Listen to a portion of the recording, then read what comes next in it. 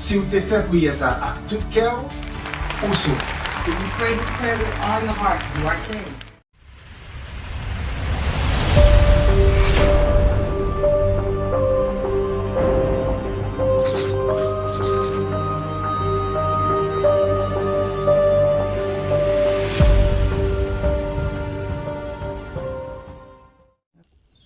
Moi, je voulais inviter vous pour recevoir Jésus jeudi.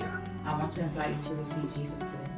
Si vous voulez faire ça, If you want to do that, permettez-moi de dire qui ça bon Dieu dit dans la parole. allow me to tell you what God says in His Word.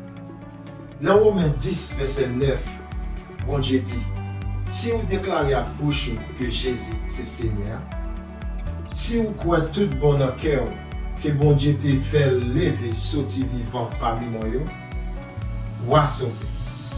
In Romans 10 verse 9, God says that if you confess with your mouth the Lord Jesus and believe in your heart that God has raised Him from the dead, you will be saved.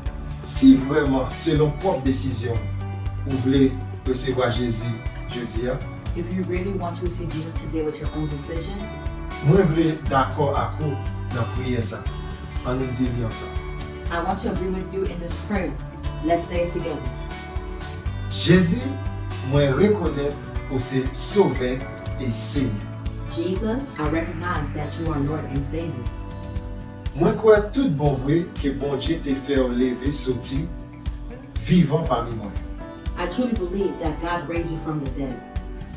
Moi recevoir aujourd'hui à tout cœur comme Seigneur et Sauveur. I receive you today with all my heart as my Lord and Savior. Bienvenue dans la vie, Seigneur, Sauveur. You are welcome in my life, Lord, save me. À la fois, moi crois, moi sauvé, connais. Amen.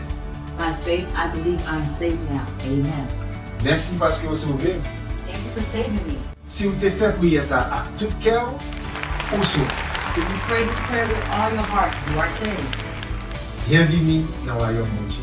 Welcome to the kingdom of God.